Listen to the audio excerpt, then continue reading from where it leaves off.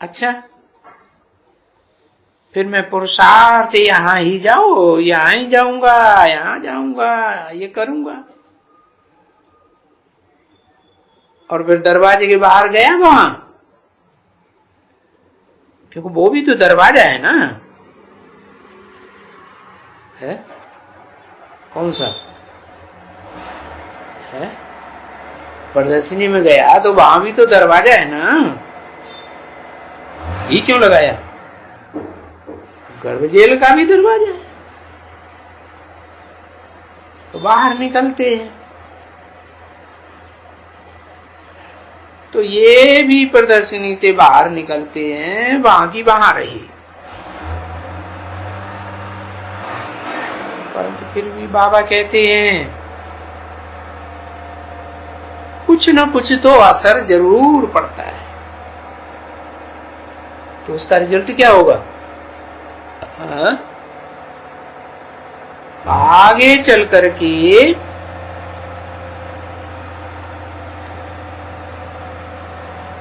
ऐसे नहीं समझो कि उन्होंने नहीं सुना फिर कभी नहीं आएंगे।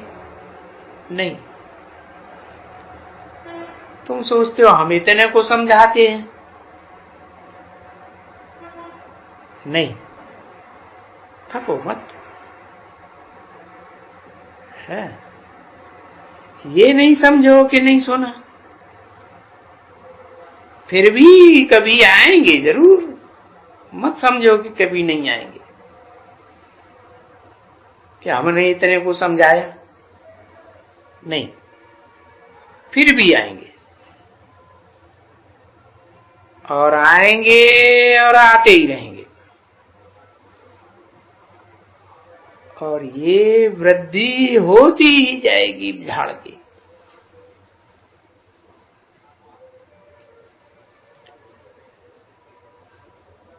तो सो जब होगा तब बड़ा झाड़ हो जाएगा ना, फिर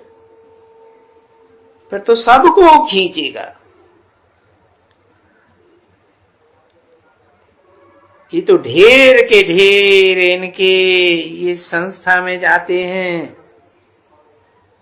और बड़े खुश होते हैं और बड़े पवित्र रहते हैं। खान पीन इनकी बिल्कुल ही शुद्ध हो जाते हैं। तो बच्ची कितनी शुद्धि हो जाती है। और जो वो गटर में पड़े रहते हैं, तो यहां तो जैसे आ करके हम निकालते हैं ना, और उनका तो गटर से भी गटर। इस गटर का नाम ही है वैश्यालय, रौरव नरक।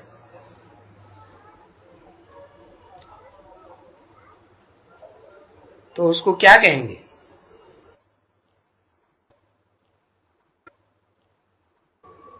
जैसे नाली के कीड़े होते हैं ना, रौर आते रहते हैं, एक दूसरे को काटते रहते हैं। फिर उसको काटा, फिर उसको काटा। तो ये कहेंगे रौरव वैश्यालय।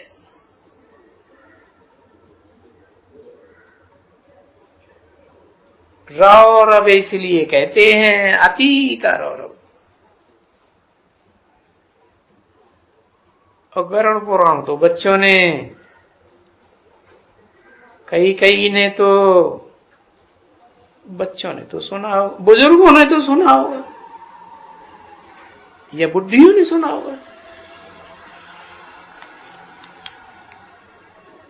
ये भी तो शरीर बोलता है ना, बुढ़ा है,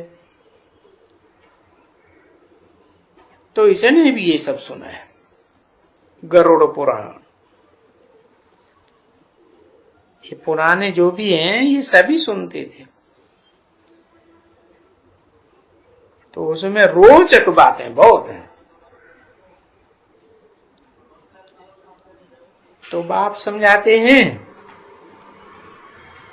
कि जो भी है वेद शास्त्र ग्रंथ जो भी सुनाते हैं, ये इतना रोचक उनको क्यों सुनाते हैं? है कि मनुष्य डरते रहें।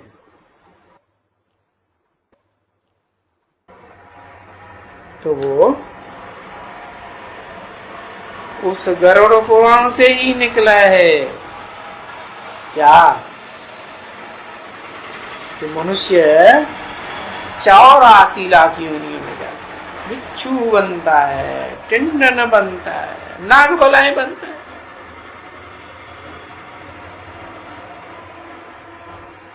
क्योंकि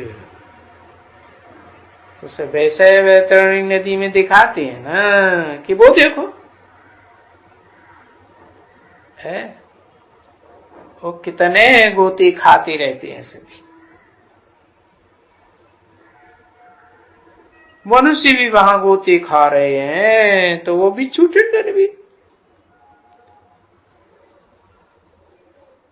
तो वो ही गरुड़ पुराण में ये बातें दिखलाई हुई हैं।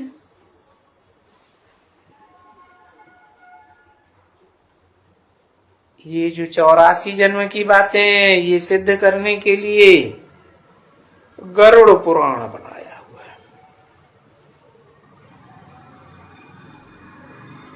तो बाप कहते हैं कि देखो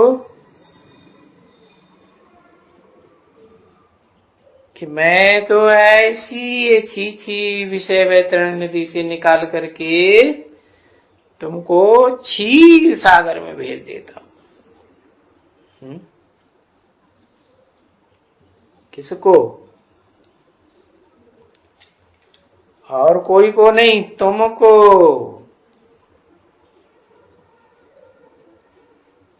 और तुम्हारे लिए कोई नई बात तो है नहीं। कलप कलप तुम क्षीर सागर में जाते हो। फिर अभी तो ये क्षीर सागर नहीं है ना।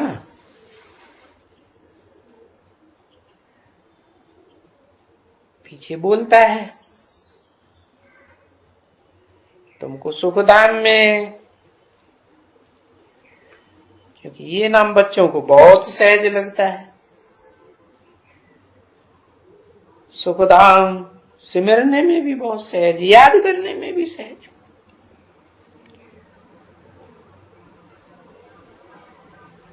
कि हाँ ये हमने बहुत बिल्कुल अच्छी तरह से समझा कि बरोबर हम शांति धाम के असुल निवासी है? शांति धाम के असुल निवासी हैं हम ही हैं। हमने ही अच्छी तरह से समझा है। पीछे आते हैं सुखधाम में पाठ बजाने के लिए, शांति धाम से आते हैं ना। पीछे 84 जन्म का पाठ बजाया, फिर हम जाते हैं शांति धाम, फिर आते हैं सुखधाम में। इसलिए बच्चों को बार बार समझाते रहते हैं। भला ये सुखधाम और शांति धाम तो याद करेंगे ना, और दुख धाम को भूल जाओ तो कितनी याद करने के लिए बाबा ने है कितने प्रकार दिए हैं।